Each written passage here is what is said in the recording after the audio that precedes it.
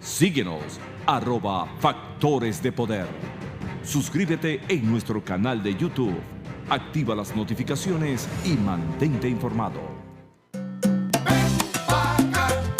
Pedritos Restaurant. Y si tú quieres comer sabroso, apriétame. Pedritos Restaurant. Ajá. ¿Quieres una parrillita o una arepita? Se te hizo agua la boquita. Y los bollitos con esa sopita, qué rico. ¿Qué? Pedritos Restaurant. El sabor de nuestra tierra pura, sabrosura. Pedritos Ven pa' que Pedrito y prueba que todo es una ricura. Pedritos Restaurant. Regresamos con la parte final de Agárrate y bueno, te quiero recordar que en este momento lo más importante es tener nuestros espacios desinfectados, más que limpios, desinfectados. Por eso es que nosotros confiamos la desinfección de todos los espacios de Factores de Poder y de nuestras casas a Luan Cleaning. Llámalos, haz una cita con ellos para que te den un presupuesto. Luan Cleaning no solamente va a limpiar, y además como estamos acostumbrados aquí que se limpia por encima, limpian a profundidad y además desinfectan tus espacios, tu local comercial, tu oficina, tu casa y vas a tener la seguridad de que todo va a quedar libre de este virus que tan angustiado nos tienes. Y recuerda que si quieres hacer una cita con Calogero, tienes que hacerlo a través de su página web. La página web de Calogero es www.turred.com y también puedes bajar la aplicación de Calogero, que es Turred. Por la aplicación es mucho más fácil hacer la cita con Calogero Tramonte. Y recuerda llegar puntual, porque en Turred se están respetando todas las medidas de higiene para evitar el contagio del COVID-19.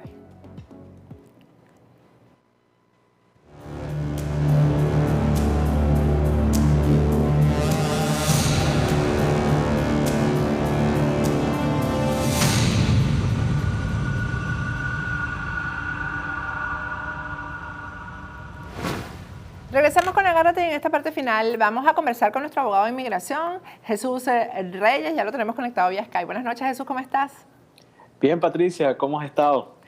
Bien, bueno, Jesús, hoy tenemos una agenda con un tema específico, pero yo quería consultarte porque he recibido algunas preguntas que se refieren a la tensión que hay. Bueno, en la comunidad venezolana ya sabemos la cantidad de compatriotas que tenemos en solicitud de asilo. Y pues el tema de la fecha del 25 de agosto, que las solicitudes de permiso de trabajo que se reciban después del 25 de agosto, pues ya se tienen que hacer después del año de haber solicitado el asilo. Jesús. Y hay gente preocupada porque estaba en el proceso, por ejemplo, de que ya solicitó el permiso de trabajo, pero no, por razones obvias no pudo poner las huellas, etcétera, si eso los va a afectar. ¿A quiénes afecta esto de la fecha del 25 de agosto? Sí, son aquellas personas que estén aplicando al permiso de trabajo después del 25 de agosto. Entonces, pues para clarificar esto, yo sé que hay muchas personas, como bien dices, Patricia, que aplicaron, bueno, ya acumularon sus 150 días antes del 25 de agosto, pero pues su cita, nunca recibieron una cita o quizás sus citas fueron canceladas debido a la pandemia. Las buenas noticias para estas personas es que ellos no van a ser afectados porque estas personas aplicaron ya antes del 25 de agosto y ya para ese entonces tenían sus 150 días acumulados, entonces a ellos no los va a afectar. Fuera ya personas que estuvieran aplicando después para el permiso de trabajo basado en asilo. Bueno, esto, la verdad es que yo pensé que lo iban a derogar antes de que llegue la fecha, pero ya se acerca. Jesús, porque ya lo habíamos hablado en el programa donde se anunció, estar un año sin trabajar es absurdo, ¿no? Después de haber hecho una solicitud de asilo político. Claro, y definitivamente lo es, porque no hace mucho el gobierno había implementado lo que es la regla de la carga pública y justamente esto se hizo para que las personas no dependieran financieramente del gobierno. Ahora lo que esto va a crear es justamente eso, personas que se van a volver dependientes del gobierno, del sistema pues, social, y eso es algo que el gobierno no quería, pero va a terminar pasando. Entonces, es una manera donde sabemos lo que es las aplicaciones de asilo o los solicitantes de asilo, es algo donde el gobierno quiere limitar de alguna forma. Se sabe que el gobierno no puede eliminar totalmente lo que es pues el derecho de una persona a pedir asilo, una convención o un amparo bajo la Convención contra la Tortura, pero sí puede usar varios mecanismos legales para limitarlo, y esto es un ejemplo de eso. Definitivamente. Bueno, lo que sí es recomendable es que los que se le cumplen los días antes del 25 lo hagan, porque a veces somos tan descuidados y dejamos pasar la fecha, sí, ¿no? Ahí se deja pasar la fecha y no tiene nada. Entonces sí, es muy importante que lo haga a tiempo, y muchas personas que a veces llegan al país y esperan más del año para someter su solicitud de asilo, y entonces esto lo que hace es crear más retardos en su aplicación. Entonces no sometan su asilo, y ya después de los 150 días, con tal de que se haya esto cumplido antes del 25 de agosto, ya puede solicitar su permiso de trabajo.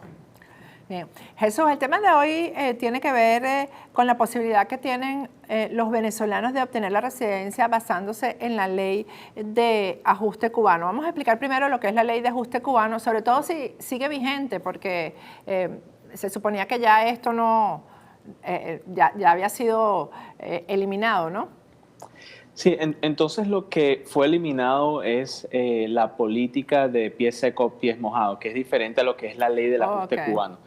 La ley del ajuste cubano se mantiene pues en vigor.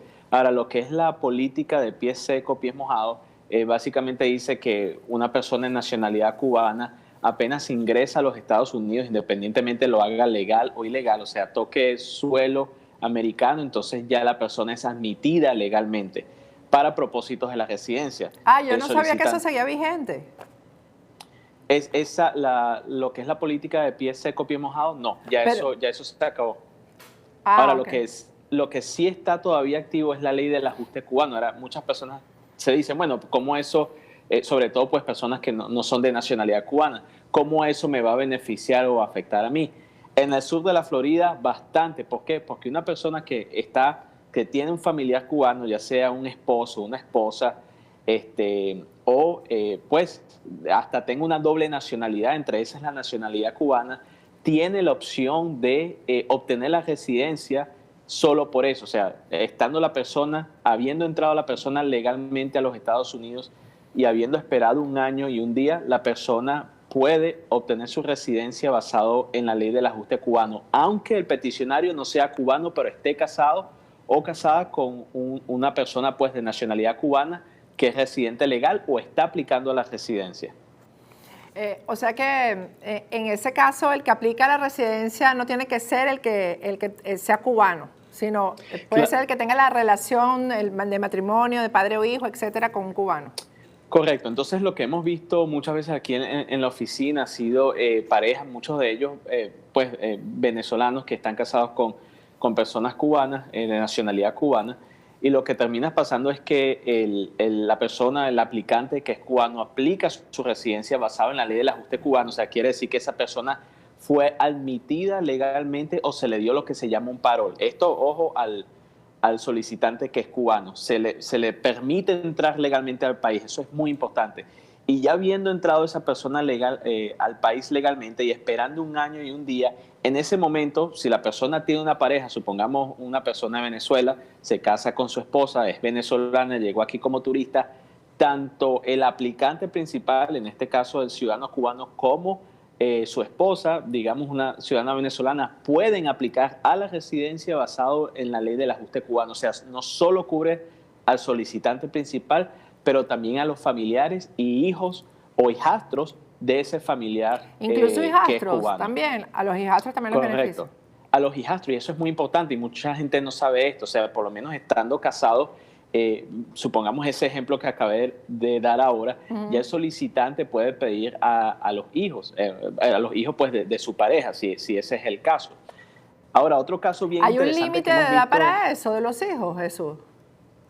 No, bueno, el límite sí lo hay. La persona no puede ser de mayor de 21 años. Tener 21 años o ser mayor, o sea, tuvieran que ser hijos menores. Y el matrimonio tiene que ser antes que la pareja, pues el hijo cumpla los 18 años. O sea, antes de los 18 años que tengan esos hijos, la pareja tiene que estar ya casada para que el padrastro cubano o la madrastra cubana puedan pedir a sus hijastros. Pero esto en este beneficia a caso. muchos venezolanos. Muchos venezolanos son hijos de cubanos o están casados en Venezuela. Incluso ha ocurrido con esta invasión de cubanos y hay muchos venezolanos casados con los médicos cubanos que llegaron, etcétera, y que han podido irse del país. Así que creo que se beneficia a mucha gente. Sí, va a beneficiar a mucha gente y eso es un punto bien interesante porque también hay muchos venezolanos que tienen la doble nacionalidad, tanto venezolana como cubana, pero para propósitos de inmigración no son reconocidos como ciudadanos cubanos, entonces no pueden ajustar. Entonces, ¿qué es lo que pide inmigración para que un ciudadano pues cubano, alguien que tenga doble nacionalidad, entre ellas la cubana, pueda ser admitido y pueda aplicar a la residencia? Bueno, esa persona no solo tiene que ser presentado pues en la embajada, reconocido en la embajada de Cuba en su país, digamos en este caso en Venezuela, pero el Ministerio de Justicia tiene que certificar eso y el Ministerio de Justicia, estamos hablando del Ministerio de Justicia de Cuba, tuviera que certificar ese nacimiento, estamparlo y de esa forma ya los Estados Unidos considera a esa persona cubano para propósitos de la ley del ajuste cubano. Entonces es muy importante saber eso porque hay personas que los reconocen en la embajada, pero hasta ahí queda y no pueden ajustar, no pueden obtener la residencia basado en esta ley. Sobre eso yo creo que es importante hacer una advertencia que debería ser obvia, y es que no se viole la ley, porque aquí hace algunos años hubo un grupo de venezolanos que intentaron hacer esto con partidas de nacimiento cubanas que eran falsificadas. Y el FBI, que es lo que les dije al principio del programa, se da cuenta de todo aquí. O sea, aquí pueden tardar en hacer una investigación de hecho. Este grupo de venezolanos ya tenía 9 años con residencia y a los 9 años de tener residencia se descubrió y se llegó a las pruebas de que las partidas de nacimientos habían sido falsificadas. Tanto eso como casarse solamente por los papeles, eso es ilegal. Claro, definitivamente. Y qué bueno que mencionas eso porque hay muchas personas que a veces son tentadas a hacer esto y se entiende pues la situación a veces de cada persona y que las personas quieren obtener su residencia. Pero por favor no haga eso porque no solo puede tener graves problemas migratorios, pero problemas criminales.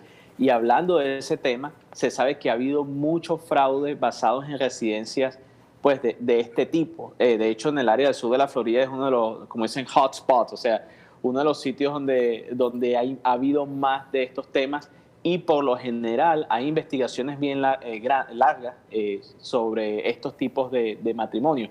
Es desafortunado en el sentido de que sí hay matrimonios que son de buena fe, pero como ha habido tanto fraude, entonces inmigración, sobre todo ahorita, está investigando estos matrimonios mucho más a fondo. A veces las personas se casaban, obtenían su residencia y mismos se están divorciando. Bueno, ya eso alerta a las autoridades que quizás ese matrimonio fue fraudulento. Y si hay un matrimonio fraudulento y la persona después conoce el amor de su vida y el matrimonio es de verdad, no puede obtener la residencia con ese nuevo matrimonio si es que inmigración pudo comprobar que el primero fue falso. Así que tenga mucho cuidado. Exactamente. Jesús, ¿cómo está la cosa en las Cortes de Inmigración con el coronavirus? ¿Va a haber, por fin, están abiertas las Cortes? ¿Cómo está funcionando eso? Sí, yo creo que ya tenemos que acostumbrarnos a que cada vez que venga el programa voy a dar una nueva fecha. Hay que ponerle este segmento, la reactualización. La reactualización. Es como decirle, les voy a dar una fecha, pero no me crean. Volvieron a cambiar las fechas, iba a ser ya creo que el 29 de julio. Bueno, las Cortes ahora supuestamente van a reabrir el 14. Cada vez que se acerca la fecha lo están extendiendo. Hemos escuchado rumores extraoficiales de personas que trabajan pues lo que es en las Cortes de Inmigración de Miami, que han hablado que hay muchos de los jueces que están preocupados, sumamente preocupados más que otros por el tema de la pandemia y están empujando a que esto no se cierre, no se reabra. Y hay muchas cortes, muchos jueces alrededor de los Estados Unidos que están preocupados, o sea, tener personas allí en sus cortes y con el tema de la pandemia. Entonces yo pienso que la gran mayoría de los jueces, tanto por su salud como la salud de los abogados, como la salud de las personas que están yendo, no quieren reabrir las puertas. Entonces los sobre casos todo ahorita ahora están... que la Florida es como el punto ya de preocupación de todo Estados Unidos, ¿no? Es donde más casos hay. Sí, han subido los casos aquí en la Florida.